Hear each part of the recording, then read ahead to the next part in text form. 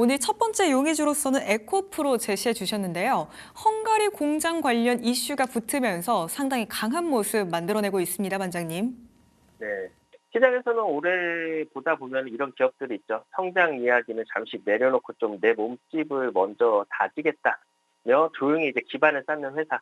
겉보기에는 움직임이 좀 느릴 수도 있겠지만요. 어느 순간에 체급이 달라진 게 확인이 되면은 급하게 올라가는 기업입니다. 에코프로가 딱 그런 단계에 와 있는데 지주사 전환 체제 이후 이 4년 급하게 확장하는 대신에 체질, 구조, 공급망, 기술, 재무를 하나하나 좀 조정을 했고요. 그리고 이제 올해 유럽 공장 가동과 미드니켈 진출이 맞물리면서 그동안에 쌓아온 기반이 실제 성과로 전환되는 첫 해가 좀 되고 있습니다. 이제는 예전 에코프로와는 조금 비교 불가능한 기업으로 좀 성장을 하고 있다라고 볼 수 있는데 우선 에코프로는 지주사 체제 전환 이후에 4년 동안 이제 단기 실적 경쟁보다는 그룹 체질 강화에 초점을 맞춰서 사업 기반을 좀 단단하게 조정을 했었습니다. 전지재료 사업부와 그리고 환경 사업을 축으로 이제 포트폴리오를 명확하게 구분해서 중장기적 안정성을 확보를 했고요. 급격히 팽창하던 이제 배터리 시장에 대응하기 위한 세계적 의사결정 구조를 좀 완성을 했습니다. 특히 이제 양극재나 전구체 그리고 고순도 소재 등 핵심 배터리 소재 영역을 내재화하면서 배터리 기업을 넘어서 소재 환경 친환경 제도를 동시에 갖춘 기술 그룹으로 자리를 잡았고요. 환경 사업부 역시 반도체나 디스플레이, 배터리 등 첨단 제조업에서 필수적인 친환경 공정 기술을 고도화하면서 2차 전지 외에도 새로운 성장축을 확보하고 있습니다. 이 전략은 에코프로의 확장성보다는 안정성을 먼저 추구하는 그런 과정이 있는 거고, 그리고 이제 최근 주가가 바닥권에서 벗어나려는 흐름도 이러한 구조적 안정감을 기반으로 나타내는 신호로 좀 볼 수가 있는 거겠죠. 그리고 이제 에코프로의 그런 진짜 변곡점은 헝가리 그 데브레첸 양극재 공장 준공인데 우리나라 양극재 업체 가운데서 가장 먼저 좀 유럽 현지 생산 기지를 구축하면서 이후 이제 핵심 원자재법 시행에 맞춰서 공급망 우선권을 확보를 했습니다. 캐파는 이제 5만 4천 톤급으로 이제 전기차 약 60만 대 분량이고 향후 이제 10만 8천 톤까지 확장할 계획이어서 유럽 시장에서 존재감은 더 커질 전망이고요. 이 공장은 양극재뿐 아니라 리튬 가공이라던가 산소, 질소 생산 등 주요 공정을 일관한 수행하는 수직 계열화 생산 기지라서 원가 경쟁력 역시 아시아 대비 크게 개선이 됩니다. 여기에다가 이제 삼성 SDI나 SK온이나 CATL이나 BMW 등 대형 고객사가 이미 헝가리에다가 생산 라인을 구축한 상황이기 때문에 신규 수주 유입 가능성도 매우 높고요. 에코프로는 단순 수출 기업이 아니라 유럽 현지에서 소재를 만들고 공급하는 업체로 체급을 좀 완전히 바꾼 것 같습니다. 그리고 이제 에코프로는 하이니켈 기술의 대표 주자였지만 최근에는 이제 자동차 OEM들의 이제 가격이나 요구에 대응하기 위해서 고전압 미드니켈 개발을 완료하면서 제품 다각화를 본격화했습니다.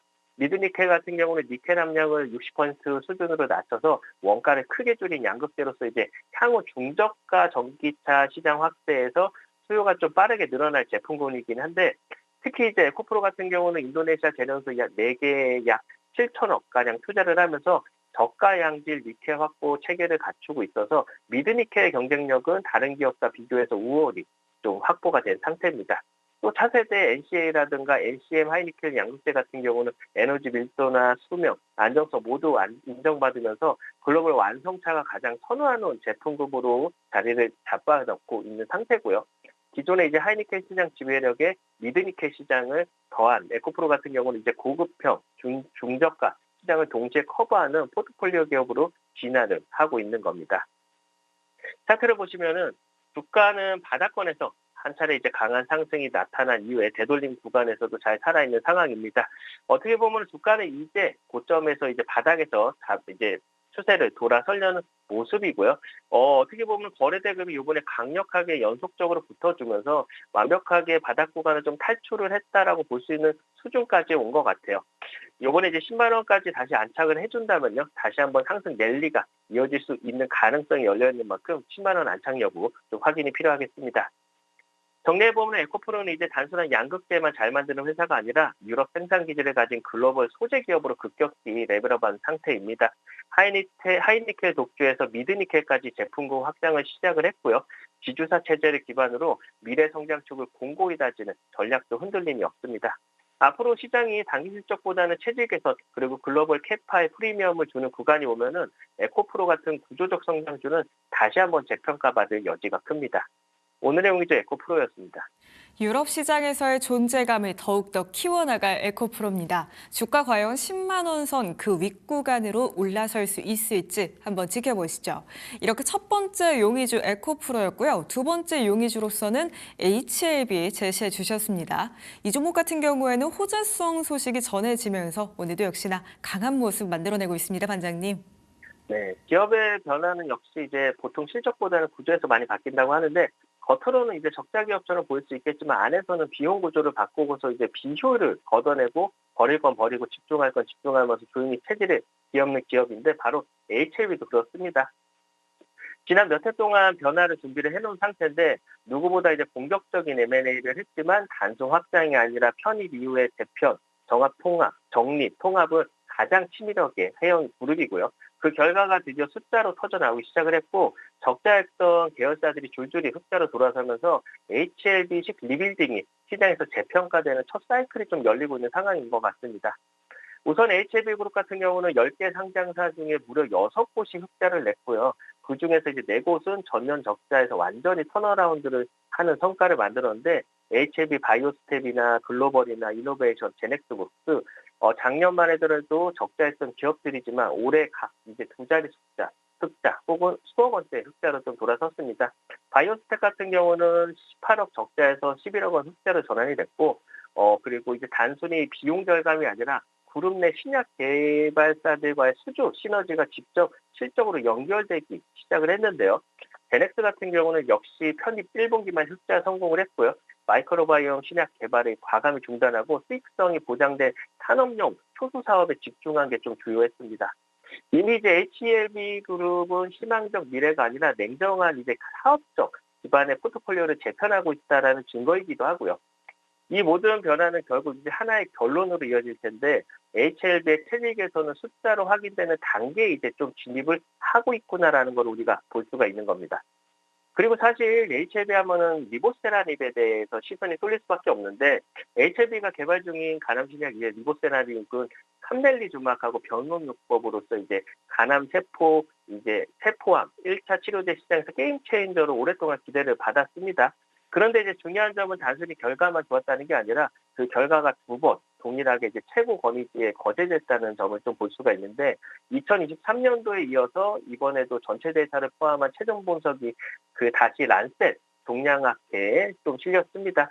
생존 기간은 기존의 22.1개월에서 23.8개월로 좀 개선이 됐고 그 소라페닙 대비 이제 생존 이점은 더 확대가 됐는데 ORR 같은 경우는 25%에서 27%로 상승, 반응 지속 시간도 17.5개월로 소라페닙 대비 거의 2배 정도 오른 거거든요.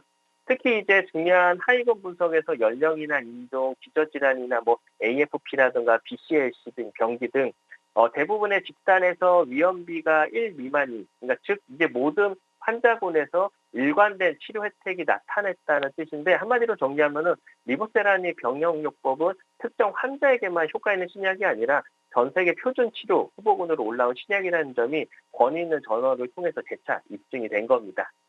그리고 이제 HLB 같은 경우는 이제 전 계열사가 참여하는 오픈 이노베이션 생태계인 HLB 뉴웨이브를 통해서 이제 미래 사업군을 확장을 하고 있는데 올해 첫 피치데이에서 HLB 같은 경우는 AI 신약 개발이라던가 고순도 CBD 그리고 항암 백신 등 다양한 이제 혁신 기술을 보유한 기업들의 연구 결과를 좀 공개를 했습니다. 칸나비노이드 기반 신약을 개발 진행 중에 있고 단백질 3D 구도 기반의 AI 신약 플랫폼을 통해서 차세대 암 진단 모델을 공동 개발도 하고 있고요. 그리고 면역 증강 기술을 활용한 항암 백신 개발에 돌입을 한 상태고 어떻게 보면 즉 HIV는 신약 생태계에서 이제 기존 항암계 중심에서 AI 진단 그리고 면역 백신 고순도 원료 기반 신약까지 전방위적 바이오 플랫폼 구조로 좀 확장을 하고 있는 겁니다. 이런 이노베이션, 오픈 이노베이션은 결국 이제 HLB의 기업 가치가 단일 신약에만 의존하지 않도록 만드는 가장 중요한 리스크 완화 장치가 될 걸로 기대를 하고 있습니다. 차트를 보시면은 바닥권 되돌림 흐름은 잘 붙어준 상황이고요. HLB 역시 주가가 좀 한 차례 하락이 급하게 나온 다음에 이제 되돌림 흐름을 나오는 구간에서 거래대금도 당연히 잘 붙어주고 있고요. 특히나 기간의 매수세가 좀 강력하게 들어오는 걸 확인을 할 수 있습니다. 눌림목 구간에서 매수는 꾸준히 들어오고 있는데 연말 혹은 연초에 가남신약 리보세라믹 FDA 신청 가능성이 열려 있기 때문에 언제든 좀 급등 준비를 하고 있는 모습인 것 같습니다. 우선 이제 21인평 잘 안착을 해주는지부터 보도록 하고요. 6만 원 돌파 이후에 추세를 만들어가는지 확인이 필요합니다.